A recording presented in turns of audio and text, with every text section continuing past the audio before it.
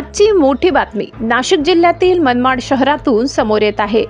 मनमाडचा 30 वर्षाचा दुष्काळ संपला। ऐन उन्हाळ्यात 3 दिवसाआड पाणी। होय, अनेक वर्षांपासून पाणी टंचाईने त्रस्त असलेल्या मनमाडकरांसाठी ही अत्यंत दिलासादायक बातमी आहे। यापूर्वी शहरात 20 ते 30 दिवसांनी पाणी पुरवठा होत होता। उन्हाळ्यात परिस्थिती आणखी बिकट व्हायची।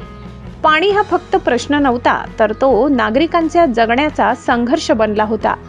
पण आता करंजवण पाणीपुरवठा योजनेमुळे परिस्थिती पूर्णपणे बदलत आहे।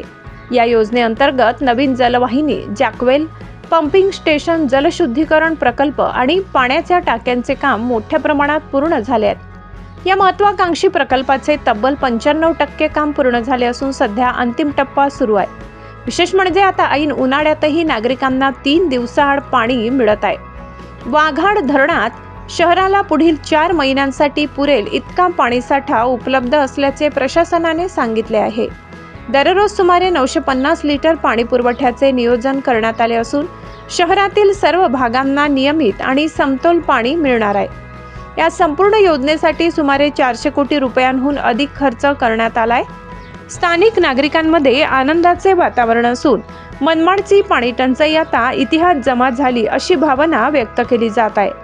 मनमाडसाठी ही केवळ पाणी पुरवठा योजना नाही, तर 30 वर्षांनंतर मिळालेला नवजीवनाचा श्वास आहे।